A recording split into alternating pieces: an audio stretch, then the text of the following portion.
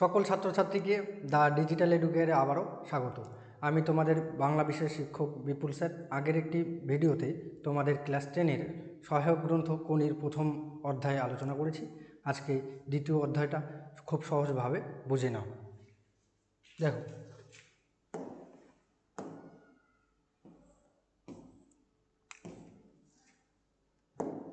গঙ্গায় একটা আম ভেসে চলেছে ভাটার টানে, তিনজন সাঁতরাচ্ছে সেটাকে পাবার জন্য।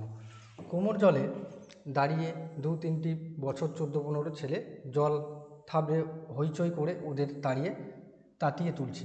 সমানে সমানে ওরা যাচ্ছে, মাথা তিনটে দুধারে নাড়াতে নাড়াতে, কোনোই না ভেঙে সোজা হাত বৈঠার মতো চালিয়ে ওরা আমটাকে তাড়া করেছে। আগের প্রথম অধ্যায়ে আমরা দেখেছি, কোনির সহায়ক গ্রন্থের প্রথম পার্টটায় আমরা দেখেছি যে গঙ্গার ধারে কোনি এবং কিছু বাচ্চা ছেলেগুলো কি করছিল, যে গঙ্গার জলে ভাসিয়ে দেওয়া আমগুলো তারা কুড়োচ্ছিল, আমগুলো তারা ধরার জন্য প্রতিযোগিতা করছিল। এখানে এই কথাই বলেছে যে গঙ্গার ধারে তারা সাঁতরাচ্ছে তিনজন ছেলে, তার মধ্যে কোনি একজন ছিল। দেখো, 2-3টি বছর 14-15 ছেলে জল থাবড়ে তাদের উৎসাহ দিচ্ছে। এই যে কোনি নামের মেয়েটা এবং আরও বাকি দুজন যে গঙ্গার ধারে আম ধরার, ভেসে যাওয়া আমগুলো ধরার প্রতিযোগিতা করছিল, তাদেরকে উৎসাহ দেওয়ার জন্য দুজন ছেলে, 14-15 বছর ছেলে জল থাবড়ে হইচই করে ওদের তাতিয়ে তুলছিল। হঠাৎ ওদের একজন একটু একটু করে এগিয়ে যেতে শুরু করলো, অন্য দুজনকে পিছনে ফেলে। তখনই চিৎকার উঠল, কোনি কোনি। পিছিয়ে পড়া দুজনই গতি বাড়ালো। এই যে তাদের প্রতিযোগিতা চলছে, তাদের মধ্যেই দেখা গেল যে একজন হঠাৎ তাদেরকে ছাড়িয়ে এগিয়ে যাচ্ছিল। তখনই তাদেরকে উৎসাহ দেওয়ার জন্য বা কোনিকে উৎসাহ দেওয়ার জন্য চিৎকার উঠল যে কোনি কোনি। আমটা প্রায় প্রথম ছেলেটির মুঠোয় এসে গেছে। হঠাৎ সে থমকে গেল, হাত ছুটছে কিন্তু এগোলো না। বার দুয়ে তার মাথাটা জলে ডুবলো। তারপর সে রাগে চিৎকার করে ঘুরে গিয়ে লাঠি ছুড়ল। ততক্ষণে পিছন থেকে একজন ওকে অতিক্রম করে আমটা ধরে ফেলেছে। আমটা প্রায় প্রথম ছেলেটির মুঠোয়। এই যে গঙ্গার জলে ভেসে যাওয়া একটি আম প্রথম ছেলেটির হাতের মুঠোর কাছে প্রায় চলে এসেছে, কিন্তু তখন পিছন থেকে তাকে একজন কি করলো, তখন তাকে পিছন থেকে একজন লাথি মারল, পা টেনে ধরেছিল। বিষ্ণুধর বলল, এই যে তাদের এই যে আম ধরার প্রতিযোগিতা, বিষ্ণুধর নামের মোটা মানুষটা দাঁড়িয়ে দাঁড়িয়ে দেখছিল। বিষ্ণুধর বলল যে পা টেনে ধরেছিল। লোকটি হেসে চশমাটা খুলে ঝোলায় রাখল ঘাটের বাইরের দিকে। সেখানে কয়েকজন উড়িয়া ব্রাহ্মণদের একজনের কাছে ঝোলাটা রেখে এসে লোকটি অতি সাবধানে সিঁড়ি দিয়ে নামতে লাগলো। চশমা লোকটি যেন অন্ধ, চশমা ছাড়া যেন লোকটি অন্ধ। এখানে এই যে গঙ্গার ঘাটে বিষ্ণুধরের সঙ্গে যে লোকটি বিষ্ণুধরের সঙ্গে ঠাট্টা করছিল, আগের পার্টটাতে আমরা দেখেছি, সেই লোকটির কথা বলা হয়েছে। লোকটি কি জলে নামল।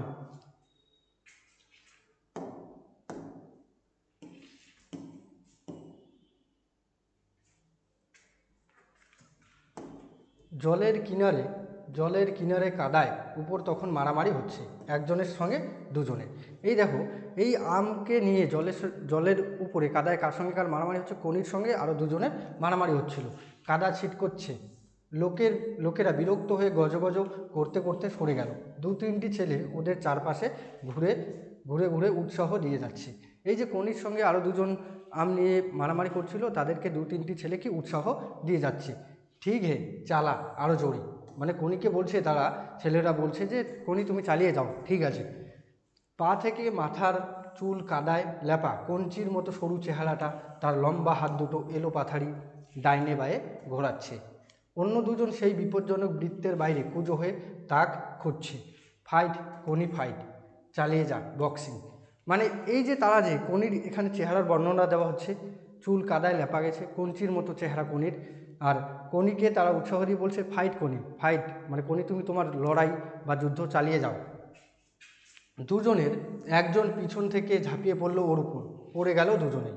এই যে দুজনের সঙ্গে কোনি মারামারি করছিল, তাদের দুজনের একজন পিছন থেকে কোনির উপর ঝাঁপিয়ে পড়লো। এই ঝাঁপিয়ে পড়াতে কোনি এবং সেই আর একজন কি দুজনে পড়ে গেল। এই ভাদু চুল টানবি না, বাহ বলল কোনি, চুল টানবি না কোনির, তাহলে কিন্তু আমরা আর চুপ করে থাকবো না। এই যে তাদের পাশে দাঁড়িয়ে থাকা ছেলেদের একজন বলল, এই ভাদু কোনি যার সঙ্গে পড়ে গেছে সে হলো ভাদু। ভাদুকে বলছে যে কোনি চুল টানবি না, তাহলে কি আমরা তোকে ছেড়ে দেবো না। কোনির পিঠের উপর বসা ভাদু চুল ছেড়ে দিয়ে দু হাতে কোনির মাথা ধরে কাদায় মুখটা ঘষে দেবার চেষ্টা করতে লাগলো। কোনি পা ছুড়ল। কোনির পিঠের উপর বসা ভাদু, এই যে ভাদু কি করেছে, কোনির পিঠের উপর বসেছে এবং কোনির মাথাটা কি কাদায় কাদায় ঘষছে মুখটা, তাই চেষ্টা করছে, কোনি পা ছুড়ল। কোমর চার দিয়ে উঠবার চেষ্টা করলো। তারপর ঝটকা দিয়ে ভাদুর ডান হাতটা মুখের কাছে টেনে নিয়ে এসে কামড়ে ধরলো দুটো আঙুল। কোনি কী করলো, কোনি নিজে এই যে ভাদুর হাত থেকে ছাড়া পাওয়ার জন্য কোনির দুটো আঙুলে কামড়ে দিল। চিৎকার করে ভাদু লাফিয়ে উঠল। সঙ্গে সঙ্গে কোনি উঠে দাঁড়িয়ে ভাদুর উপর ঝাঁপিয়ে পড়ল। চিৎকার করে ভাদু লাফিয়ে উঠল। এই যে ভাদুর আঙ্গুলে কোনি যখন কামড়ে দিল তখন ভাদু কি লাফিয়ে উঠল, সঙ্গে সঙ্গে কোনি উঠে দাঁড়িয়ে ভাদুর উপর ঝাঁপিয়ে পড়ল। খুবলে নেব তোর চোখ, বার কর আম, আমাকে চোবানো, পুঁতে রাখবো তোকে এই গঙ্গার মাটিতে, হয় নয় চোখ নেব, হয় আম দিবি নয় চোখ নেব। এই যে ভাদুকে কোনি বলছে যে আমার সঙ্গে তুই মারামারি করছিস, আমি তোর চোখ তুলে নেব, হয় আম দিবি নয় চোখ দিবি।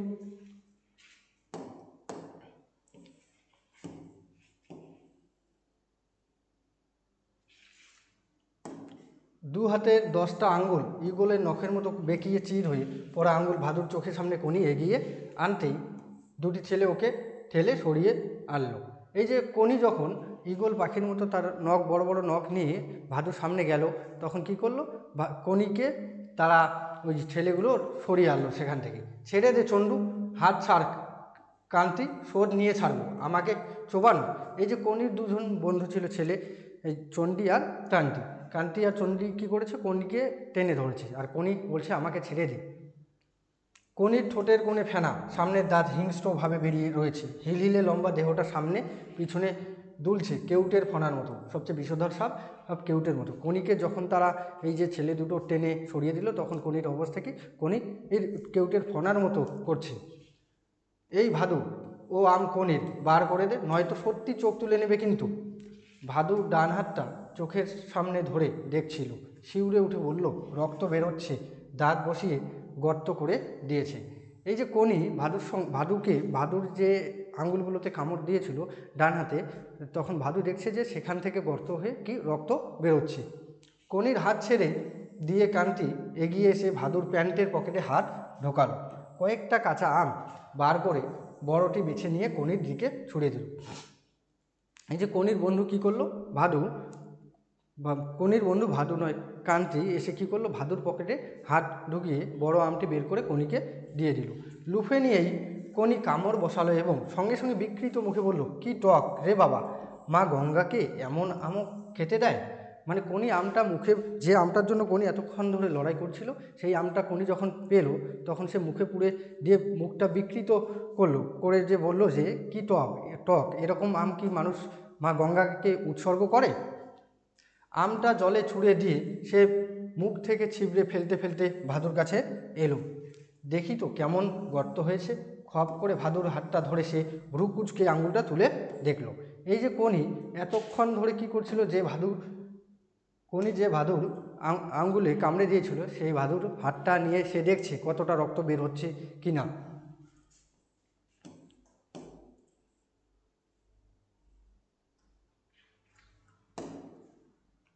ভাগ, কিচ্ছু হয়নি, নাম জলে নাম, যেমন কাজ করেছিস তেমনই ফল পেয়েছিস, আমাকে রাগালে কি হয় এবার বুঝলি তো। মানে কোনি ভাদুকে বলছে যে তোর কিচ্ছুই হয়নি, তুই আমাকে রাগিয়েছিস, তার ফলস্বরূপ কি হয়, ফলটা কি ভোগ করতে হবে তোকে। কয়েকটি ডুব দিয়ে লোকটি কোমর জলে দাঁড়িয়ে গামছা ঘষছিল পিঠে, কানে এলো পাশের এক বৃদ্ধের আপন মনে গজগজানি। এই যে লোকটা চশমা পড়া লোকটা, যাকে আমরা একটু পরে জানতে পারবো যে ক্ষিতীশ, এই ক্ষিতীশ কী করছে, ডুব দিচ্ছিল কোমর জলে, তখন তার কানে আসলো যে তার পাশে একজন বৃদ্ধ আপন মনে গজগজাচ্ছে, আপন মনে কথা বলছে। জ্বালিয়ে মারে হতভাগার, গঙ্গার ঘাটটাকে নোংরা করে রেখেছে হা ঘরে হা ভাতের দল। মা গঙ্গাকে উৎসুগ্ন কলা আমি রাস্তায় বসে বেচবে জুটেছে আবার এক মেয়ে মদ্দানি, বাপমাও কিছু বলে না। লোকটি আবার ডুব দিতে যাচ্ছিল, থেমে গিয়ে বৃদ্ধের দিকে তাকালো। এই যে লোকটা যখন স্নান করছিল তখন কি পাশে একজন বৃদ্ধ আপন মনে গজগজাচ্ছিল, মনে নিজে নিজেই কথা বলছিল। তখন তিনি কি বলছিলেন, এই পাশে বৃদ্ধ বলছে যে এই যে হা ভাতে হা ঘরের দল, মানে খেতে না পাওয়া ছেলেগুলো কি করে গঙ্গার ঘাটে এসে অত্যাচার করছে তারা। আর তাদের মধ্যে একজন কি মেয়ে মর্দানি, যে মানে যে মেয়ে মানুষ মর্দের মতো। কার কথা বলা হয়েছে? কনির কথা। মেয়ে মর্দানিটা কে? কে আবার দেখতে পাননি? চোখ তো একজোড়া রয়েছে। লোকটি মুখ ফিরিয়ে অন্যদিকে তাকালো, চশমা ছাড়া ঝাপসাভাবে দেখলো ভাদুর হাত ধরে কোনো কনি টানাটানি করছে। কাদামাখা কনির মধ্য দিয়ে একবার একটি মেয়ে ফুটে উঠছে যেন। ঘাড় পর্যন্ত ছাটা কাদামাখা চুল মাথায় বসে। এই যে কনির চেহারার দেখে লোকটি বুঝতে পারেনি যে কনি একজন মেয়ে। তার চুলগুলো কদম ছাট, ছেলেদের মতো ছাট দেওয়া আছে, কদম ছাট। তাই প্যান্টে গোজা গেঞ্জি শরীরের সঙ্গে লেপটে দ্বিতীয় চামড়া হয়ে পড়তো আছে। দীর্ঘ সরু দেহ, সরু পা, সরু হাত। লোকটি ঠাহর করতে পারছে না কোনি ছেলে কি মেয়ে। দুটো ঢেউ পর লোকটিকে ধাক্কা দিল, বিষ্ণুধর জলে নেমেছে। এই যে কনির চেহারার বর্ণনা এখানে দেওয়া হয়েছে। কনির চেহারা দেখে লোকটা বুঝতে পারছিল না যে কনি ছেলে কি মেয়ে। দুটো ঢেউ পর লোকটিকে ধাক্কা দিল। এই যে লোকটি স্নান করছিল তাকে গঙ্গার জলে ঢেউ এসে ধাক্কা দিল। বিষ্ণুধর জলে নেমে এসেছে। এই যে বিষ্ণুধর নামের মোটা মানুষটা, তিনি কী করেছে? জলে নেমে এসেছে। আচ্ছা, শরীরটাকে চাকর বানানো সেটা কি ব্যাপার? আমরা আগের পার্টটাতে দেখেছি যে এই যে বিষ্ণুধরকে এই লোকটা বলেছিল যে আপনি কি আপনার শরীরটাকে চাকর বানাতে পারবেন?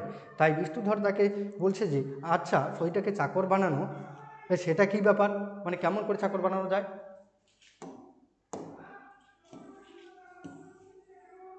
বিষ্ণুধর লোকটাকে বলছে যে শরীরটাকে চাকর বানানো সেটা কি করে সম্ভব। তারপর দেখো লোকটা বলছে সোজা ব্যাপার, লোহা চিবিয়ে খেয়ে হুকুম করবেন হজম করো, পাকস্থলী হজম করবে।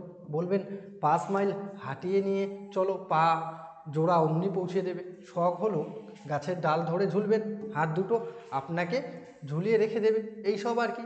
এই যে লোকটা বিষ্ণুধরের সঙ্গে ঠাট্টা করছে, বিষ্ণুধরকে লোকটা বোঝাতে চেষ্টা করছে আপনি যদি পরিশ্রম না করেন তাহলে কী করে শরীরটাকে সুস্থ করতে পারবেন। আপনি যদি পাটাকে নির্দেশ দেন যে 5 মাইল হাঁটিয়ে নিয়ে আসো, তাহলে কি পাটা আপনি হাঁটিয়ে নিয়ে আসবে আপনি যদি না হাঁটেন? তারপর দেখো লোকটি জল থেকে উঠে আলতোভাবে মাটির উপর দিয়ে হেঁটে সিঁড়িতে দাঁড়ালো। ভিজে গামছাটা নিংড়ে পায়ে লাগা মাটি ধুয়ে গঙ্গার দিকে তাকালো। ঝাপসাভাবে দেখলো পাড়ের কাছে জলে কিলবিল করছে মানুষ। তার মধ্যে কনিকে চিনে নেওয়া সম্ভব হলো না। এই যে লোকটা অনেকক্ষণ ধরে কনিকে লক্ষ্য করছিল, তার এই যে গঙ্গার ধারে ভিড়ের মাঝে কনিকে তিনি আর খুঁজে পাচ্ছিলেন না। লুঙ্গি ও পাঞ্জাবি পরে ঝোলা কাঁধে চশমা মুছতে লোকটি একবার সিঁড়ির মাথায় এসে দাঁড়ালো। চশমা চোখে দিয়ে পাড়ের ডাইনে বাঁয়ে তাকালো। হঠাৎ নজরে এলো গঙ্গার বুকে 4টি কালো ফুটকি। তারা সিকি গঙ্গা পার হয়ে এগিয়ে যাচ্ছে। মানে এই যে গঙ্গার বুকে 4টি কালো ফুটকি, মানে গঙ্গার অনেক দূরে মাঝখানে গঙ্গা নদীর 4টি কালো ফুটকি দেখা যাচ্ছে। তারা কি সিকি গঙ্গা পার হয়ে এগিয়ে যাচ্ছে। এই যে কনি এবং তার সঙ্গী সাথীরা পার হয়ে যাচ্ছিল। লোকটি আপন মনে একবার বলল, কোনি কোনি। কিছুক্ষণ তাকিয়ে থেকে ভিজে গামছাটি পাগড়ির মতো মাথায় জড়িয়ে লোকটি বাড়ির পথে রওনা হলো। মানে কিছুক্ষণ লোকটি গঙ্গায় স্নান করতে এসে কিছুক্ষণ থেকে এই যে কনির দৃশ্য দেখে তারপর কি তিনি গামছাটি পাগড়ির মতো মাথায় দিয়ে বাড়ির দিকে রওনা হলো। মিনিট 15 পর সরু গলির মধ্যে একতলা টালির চালের একটি বাড়িতে লোকটি ঢুকলো। মানে লোকটি 15 মিনিট পথে হাঁটার পর একচালা টালির বাড়ির পাশে কি এক বাড়িতে লোকটি ঢুকলো। সদর দরজার পরই মাটির উঠোন, টেনে টুনে একটি ভলিবল কোর্ট তাতে হয়ে যায়। লঙ্কা, পেঁপে, জবা থেকে চাল কুমড়ো পর্যন্ত উঠোনটা নানান গাছের দখল হয়ে আছে। একদিকে টিনের চালের রান্নাঘর ও কলঘর, আর একদিকে দালান ও তার পিছনে 2টি ঘর। একতলা বাড়িটি চারদিকে উঁচু, বাড়িগুলোর মধ্যে খুব ছোট দেখাচ্ছে। এই যে এখানে লোকটি যে বাড়িতে ঢুকলো সেই বাড়িটির বর্ণনা দেওয়া হয়েছে।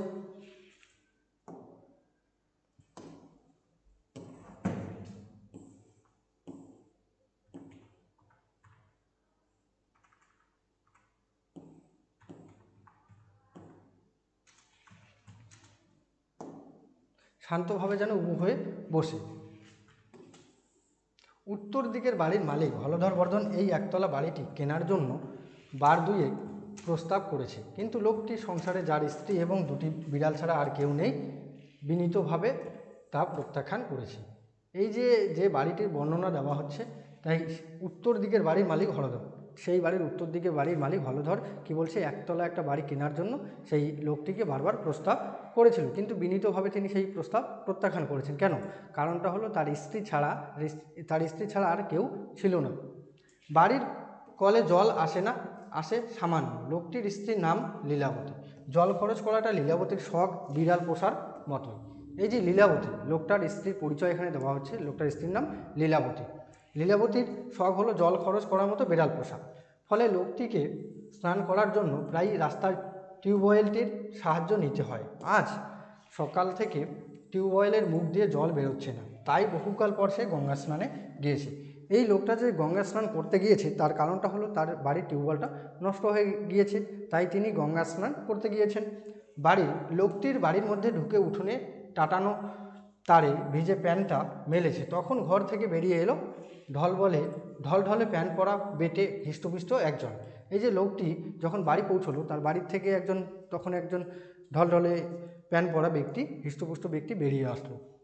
খিদ্দা, তোমার জন্য অনেকক্ষণ বসে আছি আর বাড়ি পাহারা দিচ্ছি। দোকান থেকে কে বৌদিকে ডাকতে এসেছিল, আসছি বলে সেই যে গেছে।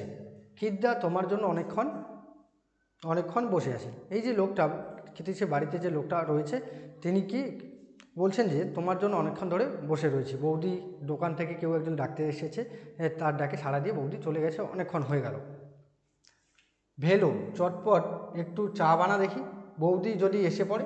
মানে এই যে লোকটার কথা বলা হয়েছে, সেই লোকটার নাম কি? ভেলো। আর বৌদি যদি এসে পড়ে।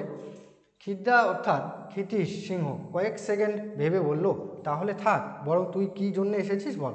মানে ক্ষিতীশ এই যে ভেলোকে চা বানাতে বললো, তারপর ভেলো বলল যে বৌদি যদি এসে পড়ে তাহলে একটা ঝামেলা হয়ে যাবে। তখন ক্ষিতীশ বলল, সে থাক, তুই কী জন্য এসেছিস সেটা বল।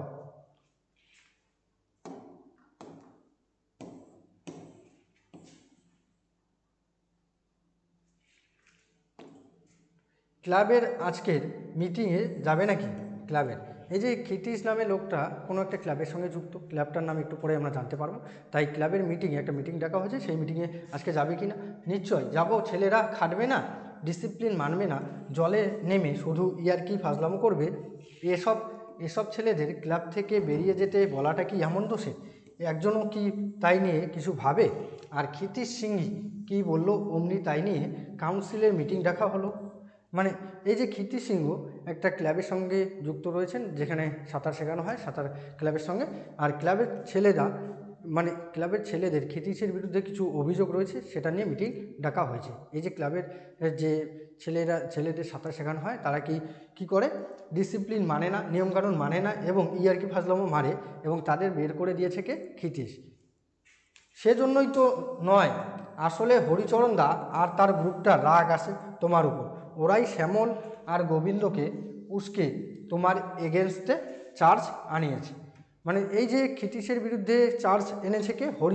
হরিচরণ তাই ক্লাবের অন্যান্য সদস্যদের উস্কিয়ে ক্ষিতীশের বিরুদ্ধে চার্জ এনেছে।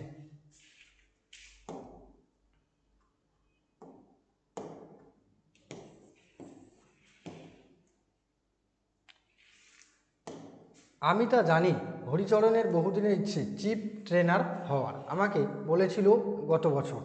আমি বলেছিলুম, হরি, একটা চ্যাম্পিয়ন শুধু খাওয়া দাওয়া আর ট্রেনিং দিয়ে তৈরি করা যায় না রে। তার মন মেজাজ বুঝে তাকে চালাতে হয়। ট্রেনারকে মনস্তাত্ত্বিক হতে হবে, তার মানে কমন সেন্স প্রয়োগ করতে হবে। আমি তা জানি, হরিচরণের বহুদিনের ইচ্ছে। এই যে হরিচরণ নামে ক্লাবের যে একজন সদস্য ছিল, তার বহুদিনের ইচ্ছে যে ক্ষিতীশকে বাদ দিয়ে তিনি চিফ প্রধান ট্রেনার হয়, মুখ্য ট্রেনার, প্রধান কোচ। কিন্তু এই যে হরিচরণকে ক্ষিতীশ বোঝানোর চেষ্টা করছে যে শুধু ভালো খাওয়া দাওয়া দিয়ে ভালো সাঁতারু তৈরি করা যায় না। তাদের এই যে ছাত্রের কি মেজাজ এবং মনস্তাত্ত্বিক হতে হবে। ট্রেনারকে কেমন হতে হবে? ট্রেনার বা প্রশিক্ষককে হতে হবে মনস্তাত্ত্বিক, মানে যাকে শিক্ষা দেওয়া হবে তার মনটা বুঝে চলতে হবে। গুরুকে শ্রদ্ধেয় হতে হবে শিষ্যের কাছে। কথা কাজ উদাহরণ দিয়ে মনের মধ্যে আকাঙ্ক্ষা বাসনা জাগিয়ে তুলতে হবে, তাকে মোটিভেট করতে হবে। এসব তোর দ্বারা সম্ভব নয়। তুই শুধু চেঁচামেচি গালাগালি করে খাটাতে চাস। চিফ ট্রেনার হওয়া তোর কর্ম নয়।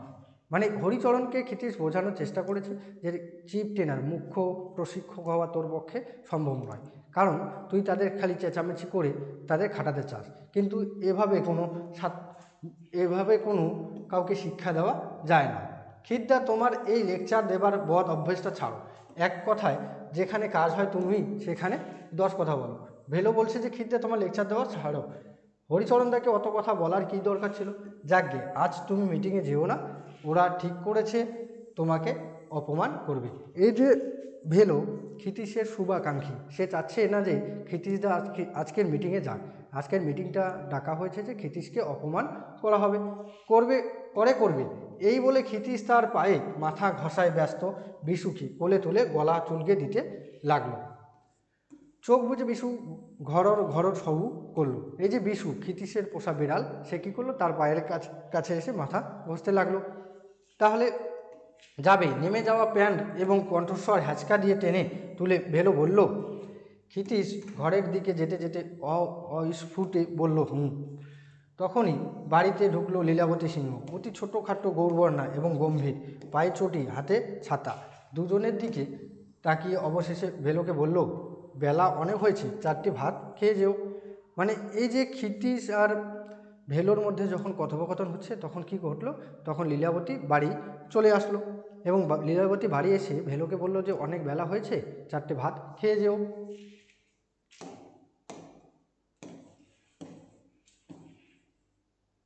ভেলোর হঠাৎ যেন কাণ্ডজ্ঞান ফিরে এলো। ঘড়ি দেখেই ব্যস্ত হয়ে বলল, না বৌদি, বড্ড দেরি হয়ে গেল। বাড়িতে ভাত নিয়ে বসে আছে, আমি এখন যাই। খিদ্দা, তোমার কিন্তু না গেলেই ভালো। মানে এই যে লীলাবতী যখন ভেলোকে ভাত খেতে বলল, তখন ভেলো বলল যে আমার অনেক দেরি হয়ে গেছে, বাড়িতে ভাত নিয়ে বসে আছে, তাই আমি চলে যাই। ভেলো চলে যেতে লীলাবতী প্রশ্ন করল, ক্ষিতীশকে না গেলেই ভালো মানে?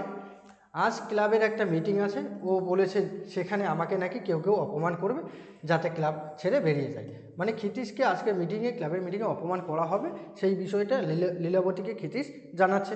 তাহলে তো ভালোই হয়। ক্লাব করে তো কোনো দিন ব্যবসা দেখলে না। আমি মেয়ে মানুষ, আমাকেই বিনা দোকান দেখতে হয়, আমাকে কিনা। নেহার ছেলেপুলে নেই, তাই যদি ক্লাব তোমায় তাড়ায় তাহলে আমি বেঁচে যাই। এই যে লীলাবতী, যার একটা দোকান রয়েছে, এই যে ক্ষিতীশের দোকানটা কে চালায়? তার স্ত্রী লীলাবতীকে চালাতে হয়, কারণ ক্ষিতীশ সাঁতার নিয়েই পাগল, সবসময় সাঁতারে, ক্লাবেই থাকে, বেশিরভাগ সময় ক্লাবেই কাটায়। তাই লীলাবতী বলছে যে তোমাকে যদি এই যে ক্লাব থেকে বের করে দেয় তাহলে আমার ভালো হয়। লীলাবতী রান্নাঘরে ঢুকলো। ক্ষিতীশ বিষণ্ণ চোখে দালানে বসে বিশুর মাথায় আনমনে হাত বোলাতে লাগলো। এই সময় খুশি ঘর থেকে বেরিয়ে এলো ডন দিয়ে হাই তুলে ধীরে ধীরে সে চামড়ের মতো কালো লেজটি উঁচিয়ে রান্নাঘরের দিকে গেল। ক্ষিতীশের দিকে একবার আর চোখে তাকালো। কই, এসো। রান্নাঘর থেকে ডাক এলো। ক্ষিতীশ অস্বাভাবিক গম্ভীর মুখে গিয়ে ভাত খেতে বসলো। এই যে এরকম অবস্থায় লীলাবতী ক্ষিতীশকে ডাকলো রান্নাঘরে খাওয়ার জন্য।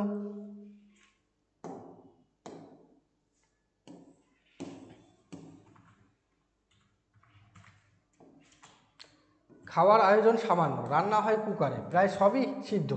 এটা খরচ, সময় ও শ্রম সংক্ষেপের জন্য নয়। ক্ষিতীশ বিশ্বাস করে বাঙালিয়ানা রান্নায় স্বাস্থ্য রাখা চলে না, এতে পেটের 12টা বাজিয়ে দেয়।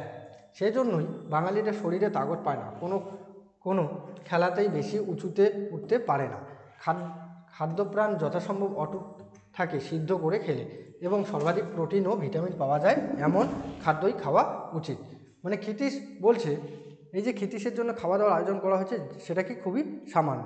ক্ষিতীশ রান্নাতে মশলাপাতি খুব কম ব্যবহার করে খায়, সবই সে সিদ্ধ খাবার ব্যবহার করে।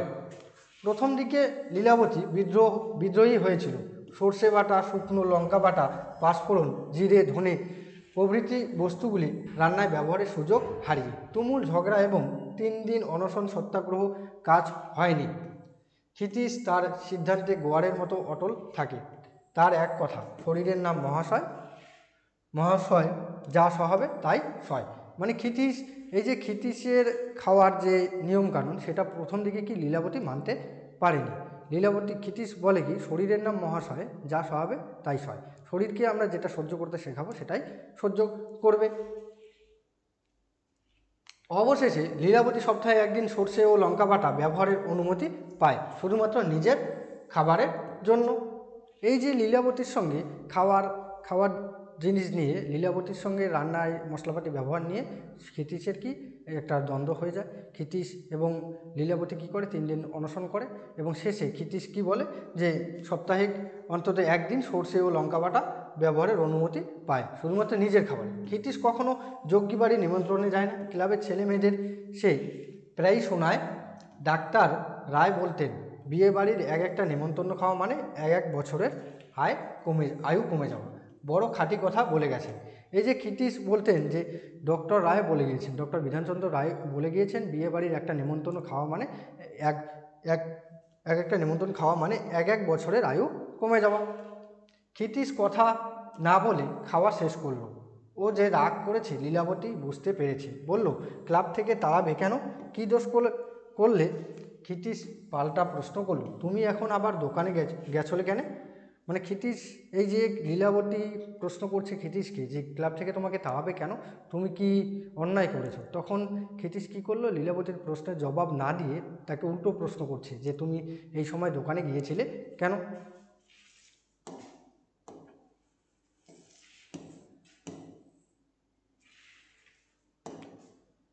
গ্রে স্ট্রিটের টাইমলাইন ঘেঁষে একফালি ঘরে দোকানটি, নাম প্রজাপতি, আগে নাম ছিল সিনহা ট্রেনারি।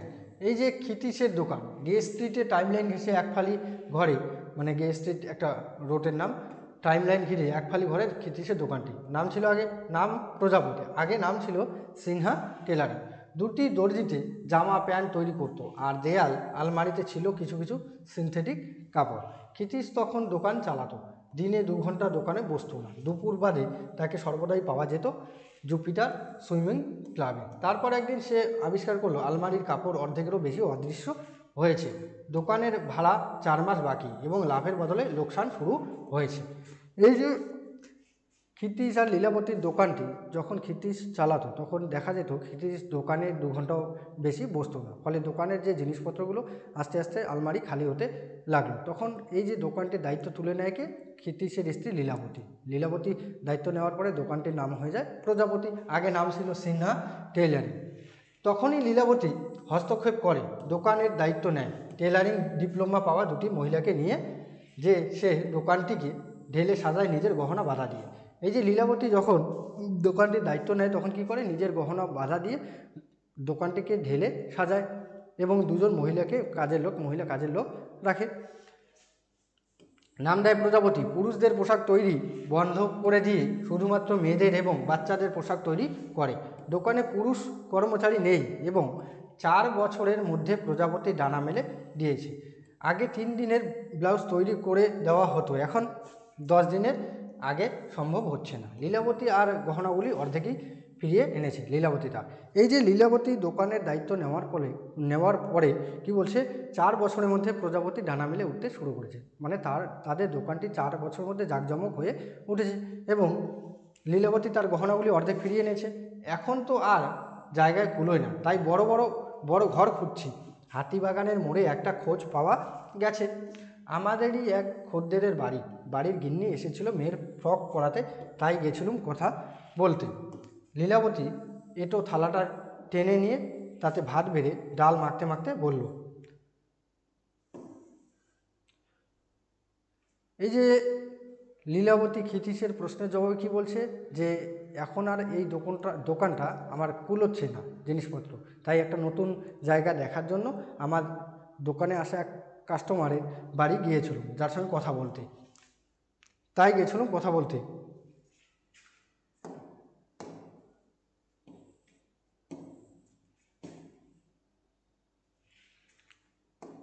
ক্ষিতীশের প্রবল আপত্তি ছিল তার খাওয়া থালায় লীলাবতী ভাত খাওয়া, আনহাইজিনিক এইসব কুসংস্কারেই বাঙালি জাতটা গোল্লায় গেল, এই বলে ক্ষিতীশ তর্ক শুরু করেছিল। কিন্তু লীলাবতী যখন অতিরিক্ত ঠান্ডা স্বরে বলল, এটা আমার ব্যাপার, মাথা ঘামিও না, তখন মুহূর্তে বুঝে যায় আর কথা বাড়ালে তাকেই গোল্লায় যেতে হবে। তবে ক্ষিতীশ তার প্রতিবাদ জানিয়ে যাচ্ছে লীলাবতী খাওয়ার সময়, তাই কখনোই সে সামনে থাকে না। এই যে ক্ষিতীশের খাওয়া হয়ে গেলে তার এঁঠো থালায় লীলাবতী কী করছে, নিজে খাচ্ছে। ক্ষিতীশ এই ব্যাপারটাকে কি কুসংস্কার বলছে, মেনে নিতে পারছে না। ক্ষিতীশ পছন্দ করে না যে তার এঁঠো থালায় তার স্ত্রী খাক। এখানে বলছে আনহাইজিনিক, অস্বাস্থ্যকর। শোবার ঘরে দেয়ালে ক্ষিতীশের বাবা মা, ধ্যানমগ্ন মহাদেব, কুরুক্ষেত্রের অর্জুনের সারথি শ্রীকৃষ্ণ এবং ম্যাগাজিন থেকে কেটে বাঁধানো মেডেল গলায় ডন সোলান্ডার ও ভ্রিকটি স্ট্যান্ডে দুহাত তুলে দাঁড়ানো ডন ফ্রেজারের ছবি পাশাপাশি টাঙানো। এই যে ক্ষিতীশের ঘরের যে আসবাবপত্র জিনিস রয়েছে সেগুলোর বর্ণনা দেওয়া হয়েছে। ক্ষিতীশের ঘরে কী কী রয়েছে, ক্ষিতীশের বাবা মা আর ধ্যানমগ্ন মহাদেব, কুরুক্ষেত্রের অর্জুনের সারথি শ্রীকৃষ্ণ, কুরুক্ষেত্রের তৃতীয় পাণ্ডব, পঞ্চপাণ্ডবের মধ্যে অর্জুন, তার সারথি শ্রীকৃষ্ণ ছবি এবং কয়েকজন বিখ্যাত সাঁতারু ছবি, আমেরিকান সাঁতারুর নাম ডন সোলান্ডার। এছাড়াও আছে সাধারণত যা থাকে খাট, আলমারি, বাক্স, আলনা এবং টুকিটাকি সাংসারিক জিনিস। পাশের ঘরে বই, ম্যাগাজিন, একটা তক্তাপোষ ও তার নিচে ট্রেনিংয়ের জন্য রবারের দড়ি, স্প্রিং, লোহা ছাড়া আর কিছু নেই। এই ঘরে ক্ষিতীশ দুপুরে 1 ঘন্টা ঘুমোয়। পাখা নেই, বিছানা নেই। ওর মতে চ্যাম্পিয়ন হতে গেলে শুধু শিষ্যকেই নয়, গুরুকেও কঠোর জীবনযাপন করতে হবে। অবশ্য তার কোনো শিষ্য নেই। তক্তপোষে শুয়ে চোখ বুজে ক্ষিতীশ দীর্ঘশ্বাস ফেলল, শিষ্য কোথায়? এই যে ক্ষিতীশের ঘরের জিনিসপত্র, একজন সাঁতারু, ক্ষিতীশ সাঁতার প্রশিক্ষক, এই যে সাঁতারের জন্য ব্যবহৃত জিনিসপত্র তার ঘরে দেখতে পাওয়া যাচ্ছে। এবং ক্ষিতীশ ভাবছে যে একজনকে বিখ্যাত সাঁতারু করবে, যে শিষ্যর দরকার। এই শিষ্য ক্ষিতীশের নেই, ক্ষিতীশ শিষ্যর খোঁজে আছে।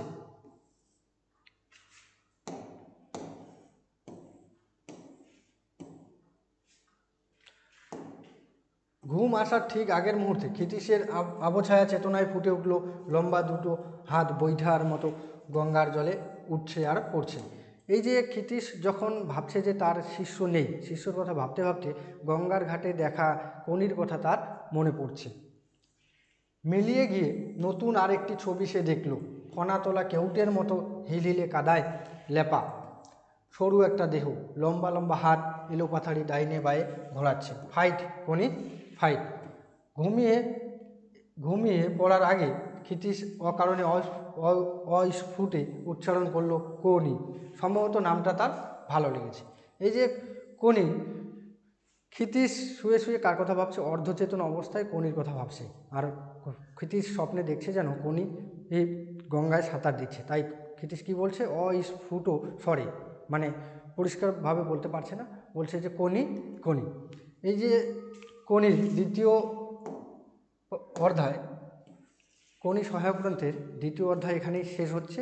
তোমরা প্রতিনিয়ত নতুন নতুন ভিডিও পাওয়ার জন্য চ্যানেলটি অবশ্যই সাবস্ক্রাইব করে রাখবে এবং যারা দূর দূরান্ত থেকে দেখছো আমাদের ভিডিওগুলো, অবশ্যই লাইক, কমেন্ট, শেয়ার করবে। এর পরে কোনি তৃতীয় পার্ট নিয়ে চলে আসবো খুব তাড়াতাড়ি। ধন্যবাদ।